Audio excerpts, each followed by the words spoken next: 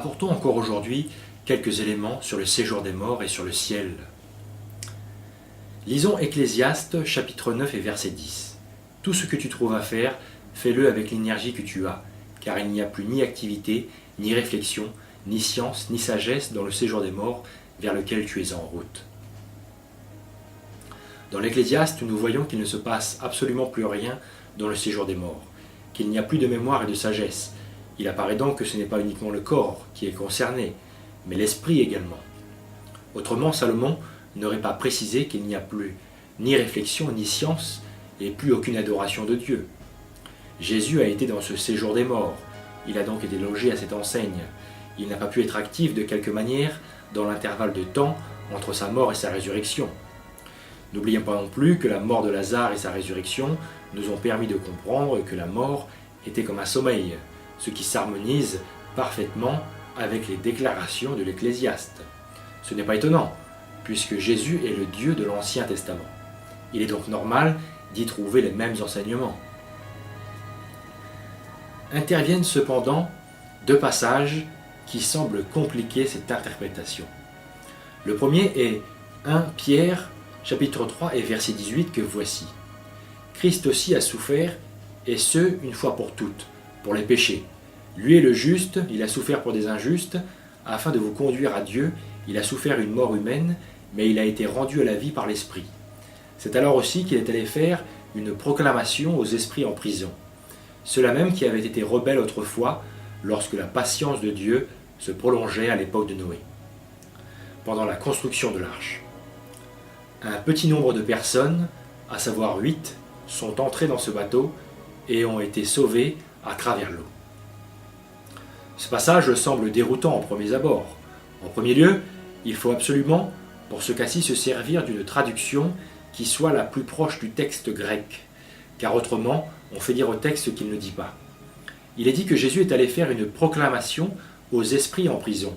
Il ne s'agit pas d'un prêche ou d'une annonce de la bonne nouvelle. De deux, les esprits en prison ne sont pas des êtres humains, mais des anges déchus. Ce passage fait référence au chapitre 6 de la Genèse, où des anges se sont accouplés avec des femmes. D'ailleurs, Pierre en reparle dans son deuxième livre au chapitre 2, et Jude également dans son livre au verset 6. Ici, il est question des anges déchus, qui péchèrent durant l'époque de Noé.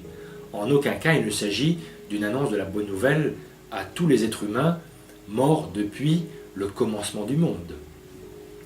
Les versets 21 et 22 du chapitre 3 du premier livre de Pierre nous dit par la suite « C'était une figure. Nous aussi maintenant, nous sommes sauvés par un baptême qui ne consiste pas dans la purification d'une impureté physique, mais dans l'engagement d'une bonne conscience envers Dieu. Il nous sauve à travers la résurrection de Jésus-Christ, qui est monté au ciel, a reçu la soumission des anges, des autorités et des puissances, et se trouve à la droite de Dieu. En fait, cette proclamation faite aux esprits en prison a tout l'air de l'annonce de la victoire de Jésus-Christ. Au passage, le Nouveau Testament utilise le mot esprit pour parler des êtres angéliques, et non pour parler des hommes, comme nous le montre Hébreux chapitre 1 versets 13 et 14. Et auquel des anges a-t-il jamais dit « Assieds-toi à ma droite jusqu'à que je fasse de tes ennemis ton marchepied » Ne sont-ils pas tous des esprits au service de Dieu, envoyés pour exercer un ministère en faveur de ceux qui doivent hériter du salut? Ce passage de 1 Pierre chapitre 3 verset 18 ne peut donc pas être utilisé pour argumenter la théorie de l'âme qui survit après la mort, puisqu'il traite des anges de la dimension spirituelle. Le verset parle spécifiquement du temps de Noé. Le deuxième passage est peut-être encore plus compliqué, du moins en apparence. Lisons-le dans 1 Pierre chapitre 4 et verset 6. En effet, l'évangile a aussi été annoncé aux morts, afin qu'après avoir été jugés comme tous les hommes d'ici-bas, ils vivent selon Dieu par l'Esprit. D'autres traductions présentent ce verset comme ceci. C'est pour cela d'ailleurs que la bonne nouvelle a aussi été annoncée à ceux qui maintenant sont morts, afin qu'après avoir subi la même condamnation que tous les hommes dans leur corps, ils vivent selon Dieu par l'Esprit. Ici aussi, il y a deux aspects qu'il ne faut pas manquer.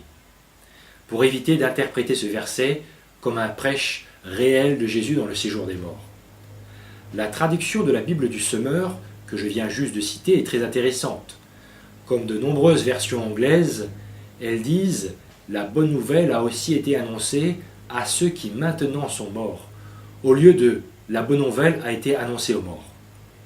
Cette première constatation fait la différence, car sans être certain à 100%, il y a de très fortes chances que Pierre parle ici de gens qui ont entendu le témoignage de leur vivant, mais qui étaient morts au moment de la rédaction du livre. Ce passage fait penser à ce que dit Paul dans sa première lettre aux Corinthiens au chapitre 15, des versets 3 à 6. « Je vous ai transmis, comme un enseignement de première importance, ce que j'avais moi-même reçu. Le Christ est mort pour nos péchés, conformément aux Écritures. Il a été mis au tombeau. Il est ressuscité le 3e jour, comme l'avaient annoncé les Écritures. Il est apparu à Pierre, puis aux 12. Après cela, il a été vu par plus de 500 frères à la fois, dont la plupart vivent encore aujourd'hui. Quelques-uns d'entre eux seulement sont morts. » Il semble bien que Pierre faisait allusion à des personnes qui avaient reçu le témoignage, mais qui étaient morts lorsqu'il écrivait dans les années 60, soit une trentaine d'années après Jésus. Mais il y a également un deuxième aspect qui vient valider cette interprétation.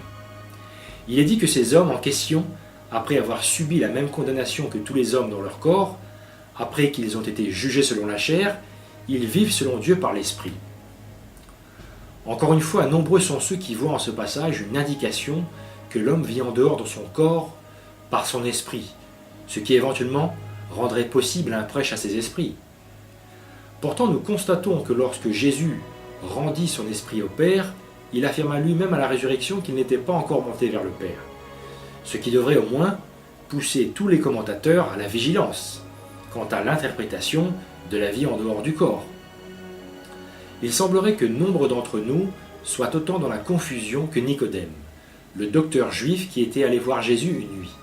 Relisons ce dialogue dans Jean, chapitre 3, des versets 1 à 12. Il y avait un homme qui s'appelait Nicodème, membre du parti des pharisiens. C'était un chef des Juifs. Il vint trouver Jésus de nuit et le salua en ces termes.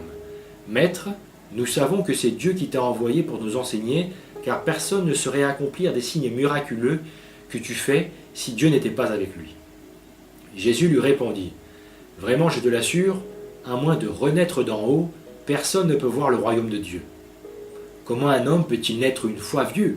s'exclama Nicodème. « Il ne peut tout de même pas retourner dans le ventre de sa mère pour renaître. »« Vraiment, je te l'assure, reprit Jésus, à moins de naître d'eau, c'est-à-dire d'esprit, personne ne peut entrer dans le royaume de Dieu. Ce qui naît d'une naissance naturelle, c'est la vie naturelle. Ce qui naît de l'esprit est animé par l'esprit.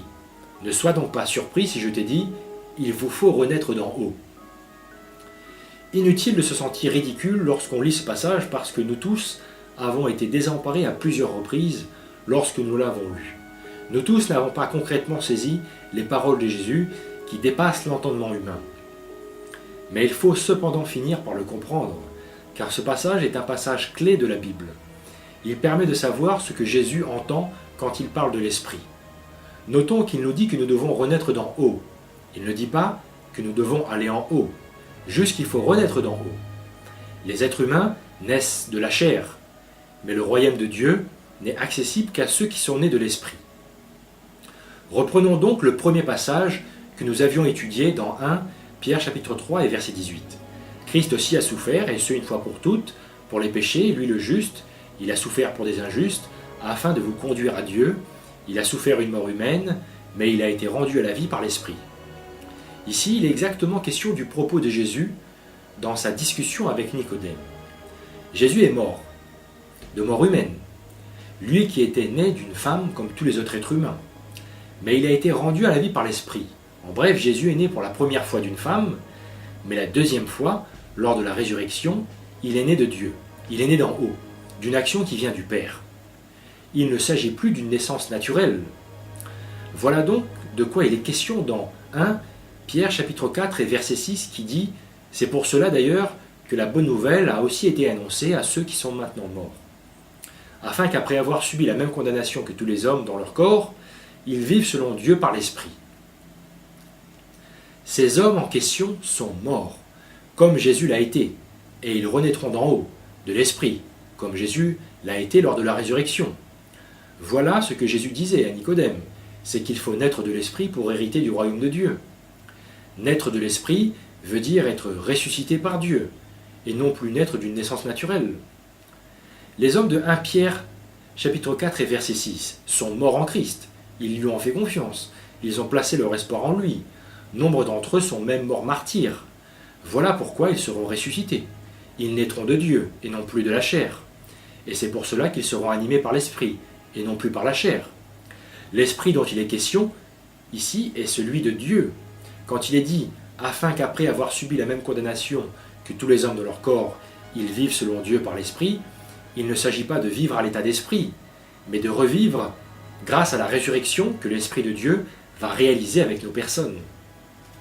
Ce passage qui parle de l'annonce de l'Évangile aux morts laisse fortement penser que les personnes dont il est question se sont endormies en Christ et qu'ils sont en attente de la résurrection, de la deuxième naissance, qui rend apte à entrer dans le royaume de Dieu.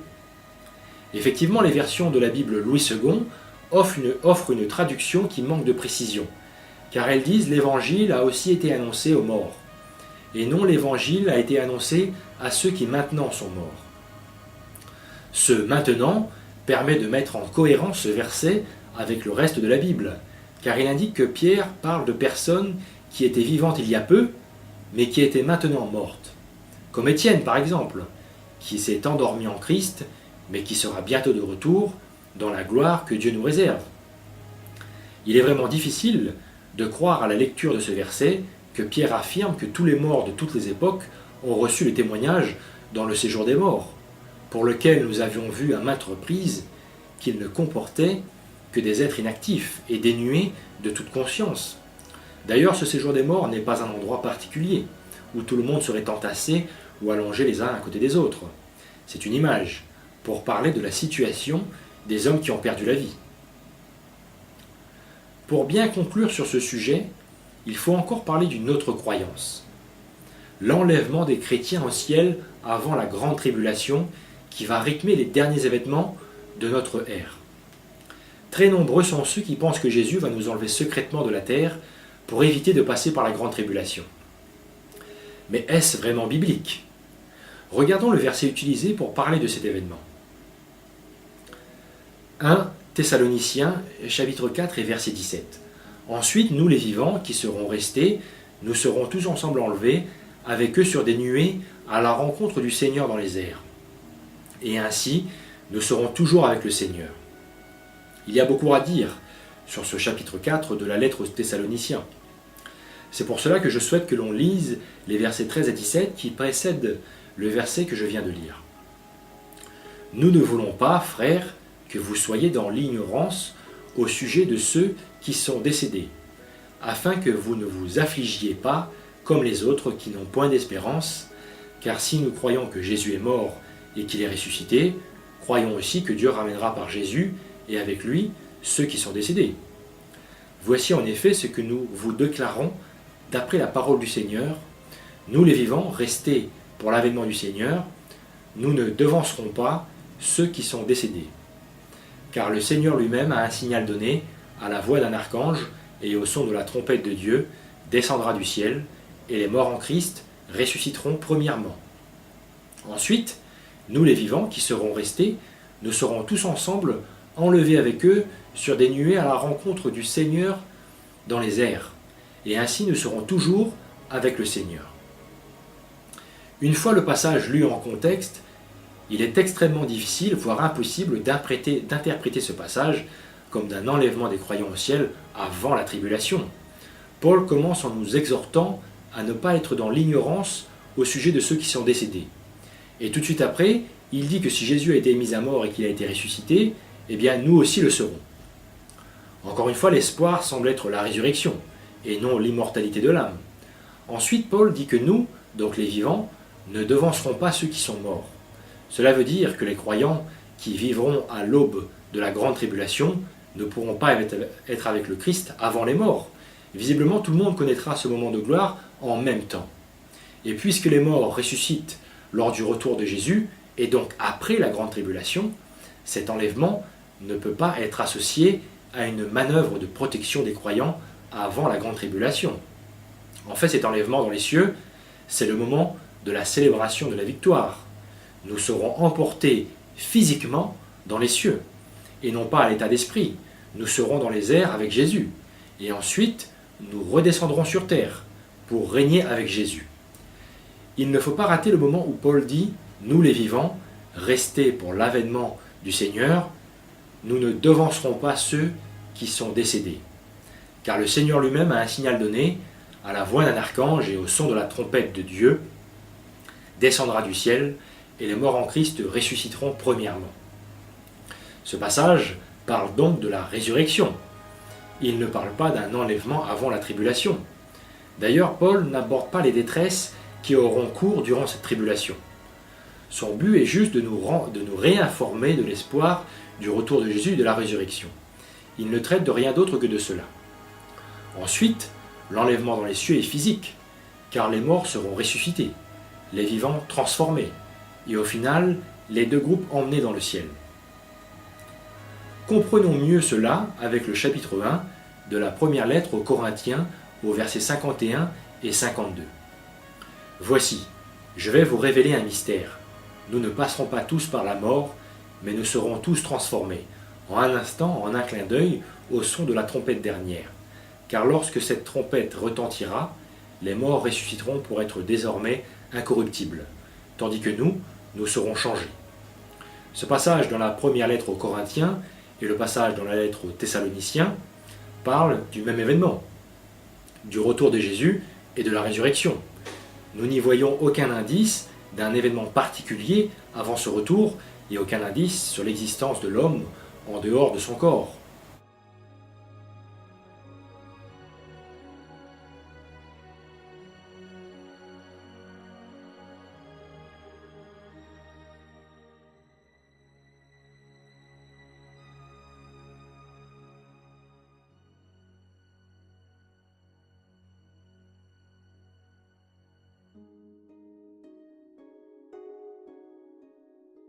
Qu'en est-il alors?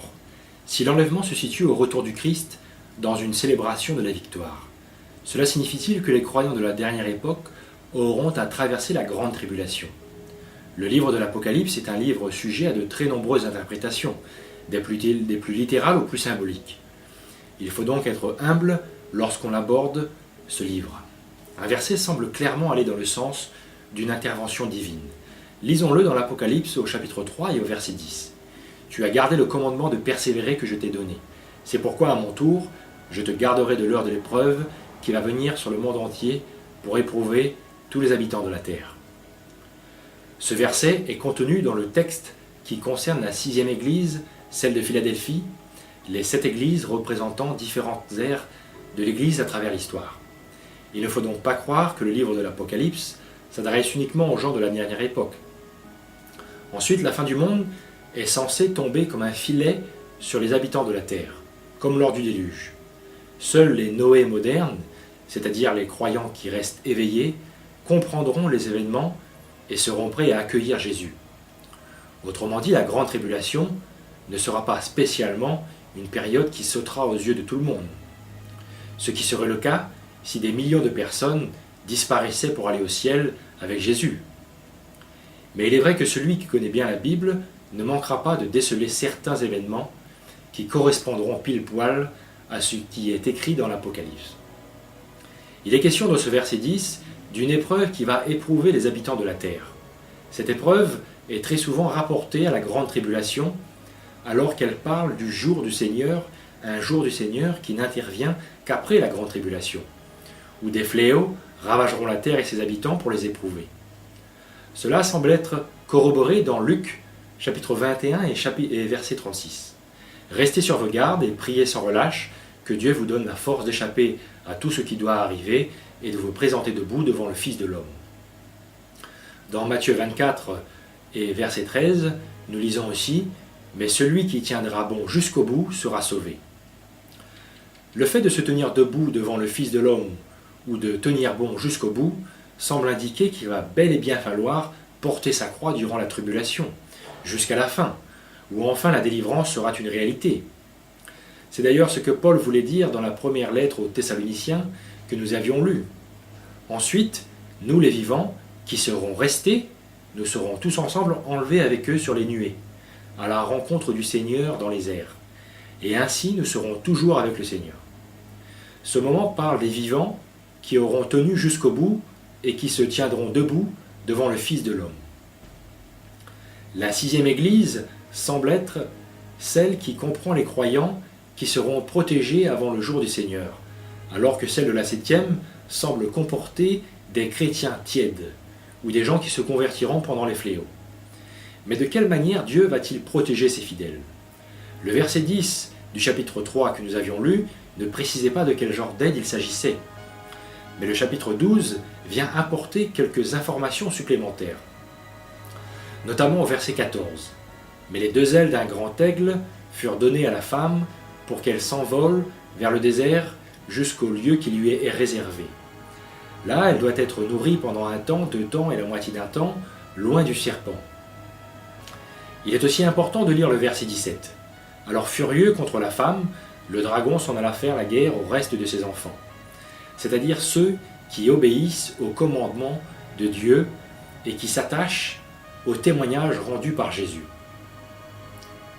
La femme du chapitre 12 de l'Apocalypse semble représenter l'Église, c'est-à-dire tous ceux qui ont mis leur foi en Jésus. Mais elle pourrait aussi représenter Israël, car la femme de ce chapitre, tout symbolique qu'elle est, a selon le texte, enfanté celui qui doit diriger les nations, Jésus. Le verset 14 parle donc, comme le verset 10 du chapitre 3, d'une protection, ce qui semble favoriser l'interprétation de la femme comme l'Église. Entre Israël et l'Église, il n'est donc pas facile de comprendre avec certitude qui cette femme représente. D'ailleurs, elle pourrait peut-être représenter les deux. Elle pourrait également représenter l'Église qui a survécu à travers les âges en dépit de toutes les attaques du diable, dues à sa déchéance et sa colère provoquée par la victoire de Jésus sur la croix. Le verset 17 affirme que le dragon, donc le diable, va faire la guerre à la postérité de la femme, c'est-à-dire ceux qui obéissent au commandement de Dieu et qui s'attachent au témoignage de Jésus. Ce verset 17 fait penser également au verset 10 du chapitre 3, où il était question que Dieu garde l'épreuve ceux qui avaient gardé ses commandements. Mais cette épreuve est le jour du Seigneur, et non la tribulation. À ce stade du texte, on ne sait pas si ce groupe sera protégé de la tribulation. Le chapitre suivant, le 13e, semble ne pas aller dans le bon sens, puisqu'il indique que la persécution atteindra les croyants. Difficile donc de croire que la femme qui sera protégée représente les croyants. Elle pourrait représenter l'Église qui, au cours de l'histoire, a su survivre et se développer. Ce qui veut dire qu'il ne s'agit pas d'une protection spécifique au temps de la fin. On a l'impression que les chapitres 12 et 13 traitent de la grande tribulation, qui contiendra malheureusement des persécutions, alors que les chapitres de 7 à 9 traitent de ce qu'il se passe à la fin de la tribulation, c'est-à-dire le marquage des élus par le sceau de Dieu, la grande foule rachetée et les divers fléaux qui s'abattent sur la terre. Fléaux dont sont protégés les rachetés car ils sont avec Jésus. En fait, le règne de Jésus ne commence pas immédiatement lors de son retour, mais après que les fléaux, qui sont l'épreuve que Dieu inflige aux habitants de la terre pour qu'ils se repentent, soient terminés. À ce moment-là, Jésus prend les rênes de la terre avec les siens.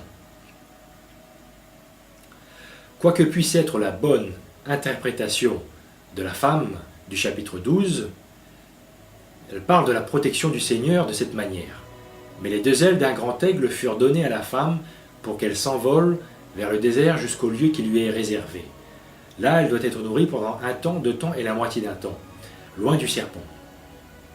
Ici, bien qu'un grand aigle permet à la femme de s'envoler, il ne s'agit pas de l'enlèvement des croyants. Car regardez ce passage du 19e chapitre de l'Exode au verset 4. Vous avez vu ce que j'ai fait à l'Égypte, et comment je vous ai porté sur des ailes d'aigle et amené vers moi.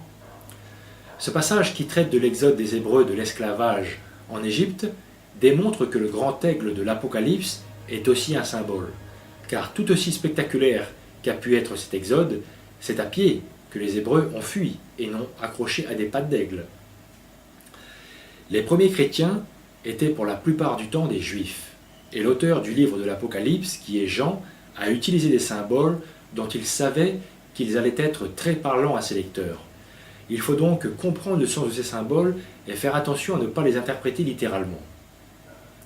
Le fait que la protection concerne les fléaux du jour du Seigneur et non la grande tribulation semble être confirmé dans le verset 3 du chapitre 7 de l'Apocalypse, quand il est question des 4 anges qui doivent faire du mal à la terre. Ne faites point de mal à la terre, ni à la mer, ni aux arbres, jusqu'à que nous ayons marqué du sceau le front des serviteurs de notre Dieu. Ce sceau sur le front fait aussi penser à la tache de sang que les Israélites avaient dû peindre sur leur maison pour éviter que l'ange de la mort ne tue les premiers enfants mâles israélites avec les enfants égyptiens. Dans le chapitre 9, il est question de sauterelles qui sont une image symbolique, mais qui doivent cependant tourmenter les habitants de la terre. Voici donc le verset 4 du chapitre 9. Il leur fut dit de ne point faire de mal à l'herbe de la terre, ni à aucune verdure, ni à aucun arbre, mais seulement aux hommes qui n'avaient pas le sceau de Dieu sur le front. Les anges qui moissonnent les élus le font après le retour de Jésus. Ces événements ont lieu après le retour du Christ, lors du jour du Seigneur, et non lors de la grande tribulation.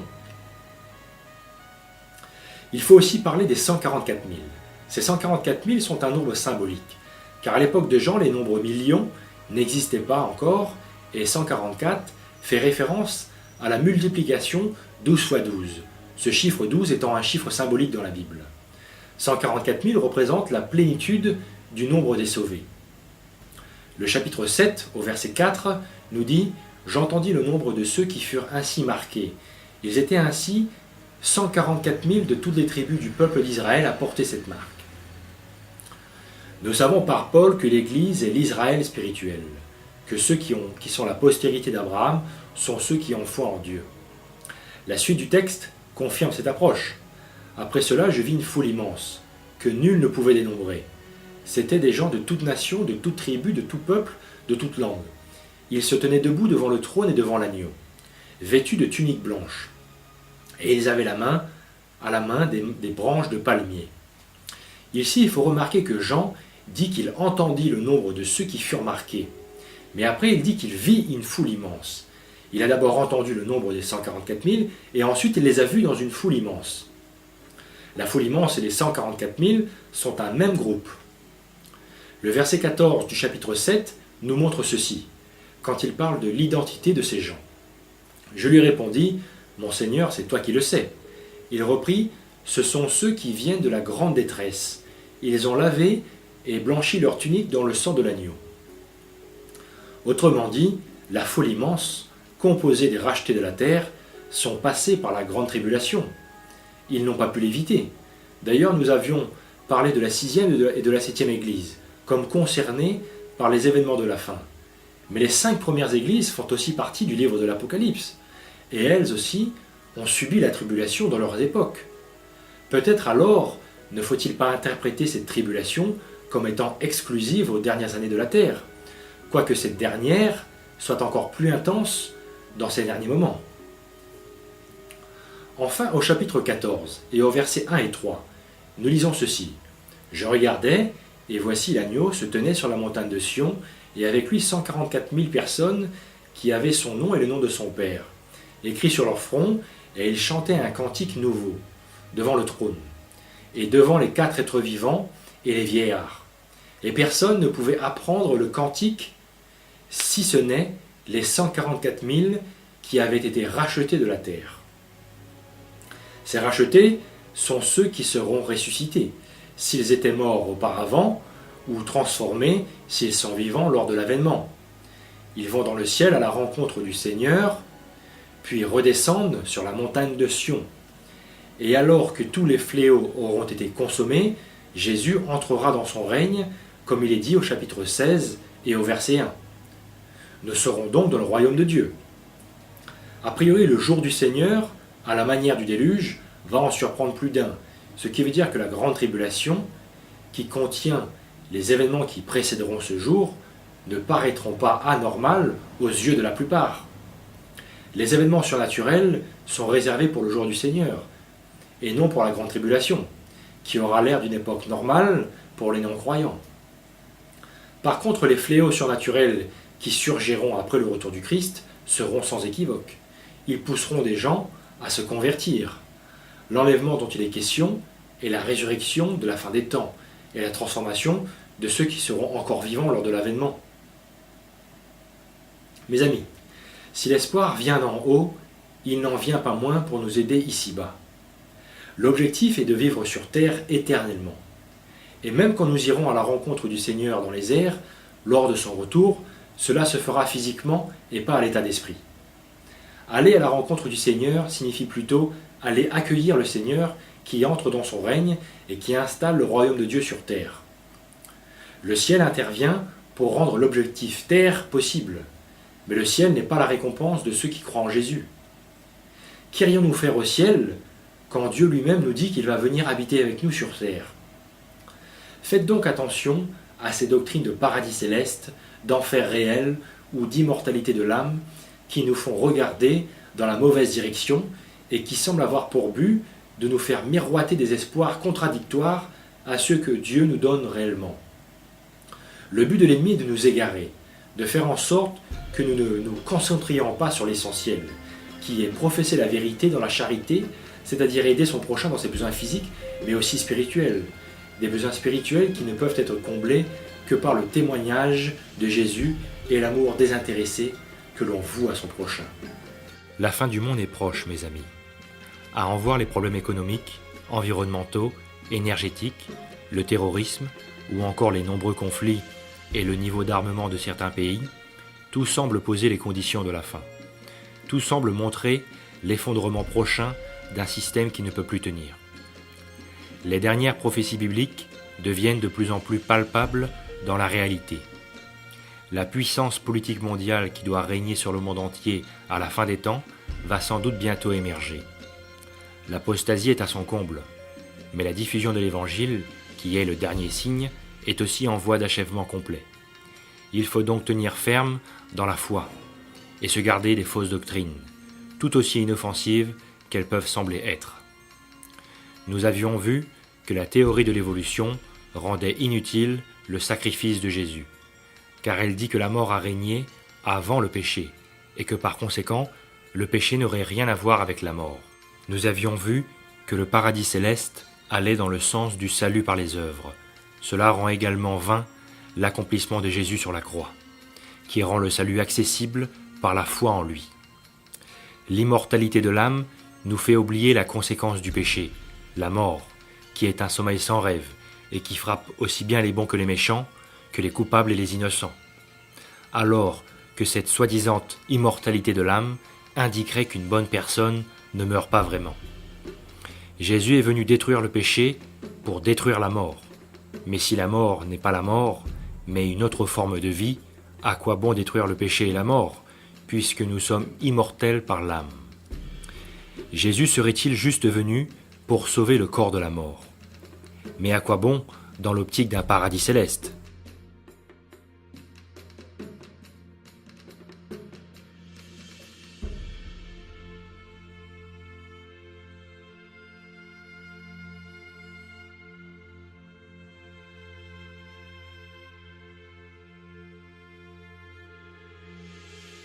L'enfer réel, qui contiendrait des souffrances inimaginables, tend à faire de Dieu un Dieu cruel, un Dieu si méchant que peu d'hommes et femmes sauraient entrevoir sa sagesse et son amour et donc se convertir à lui. Ces doctrines font de la résurrection un espoir de second plan. Elles cherchent à détourner notre attention, à nous faire oublier que Dieu était sur terre au commencement et qu'il viendra à la fin sur la deuxième terre pour vivre avec nous. Alors que Dieu travaille à ce que nous héritions de la terre, alors qu'il s'apprête à redescendre vers nous, le diable fait en sorte que nous miroitions une vie dans la dimension spirituelle. Les doctrines qui recentrent l'homme sur lui-même sont également un piège, car l'homme n'est pas conçu pour diriger un monde complexe, mais pour vivre en harmonie avec Dieu. Sans lui, l'homme ne peut rien faire. L'ennemi veut nous persuader qu'en nous se trouve la solution à tout problème. Il veut nous faire croire que le bateau qui coule ne demande rien d'autre que quelques réparations. Il veut que l'on s'attarde sur le pont du bateau, à écouter les discours d'hommes habiles. Il nous pousse à chercher des solutions en nous-mêmes et à développer le culte du moi. ils tentent de nous persuader qu'avec nos moyens physiques et mentaux, nous pouvons éviter le naufrage du bateau du monde et de nos vies. Alors que la seule chose qu'il faut faire, c'est monter dans le canot de sauvetage de Dieu qui est Jésus. À la fin des temps, la question ne sera pas qui a été bon et qui a été méchant. Ça ne sera pas qui a été riche et qui a été pauvre, ou encore qui a été fort et qui a été faible, mais qui est monté dans le canot de sauvetage et qui est encore sur le pont du bateau. Le jour du Seigneur viendra comme un filet sur la terre. Des fléaux s'abattront. Après que les grands de ce monde et ceux qui leur ont fait confiance aient amené la détresse du monde à son paroxysme durant la grande tribulation. L'espoir de l'enlèvement des chrétiens avant la tribulation tend aussi à nous faire oublier qu'un nombre incalculable de disciples ont souffert durant les premiers siècles de notre ère, comme d'autres durant le Moyen-Âge, et encore bien d'autres dans notre époque actuelle. Les chrétiens de la dernière ère seront logés à la même enseigne. Chacun devra porter sa croix jusqu'au bout, comme notre bien-aimé Jésus. N'attendez donc pas que la proue du navire soit en dessous de l'eau avant de réagir, mais dès maintenant. Prenez la main de Jésus qui veut vous amener dans le canot de Dieu, lequel sera peut-être chahuté durant un temps, mais qui arrivera à destination.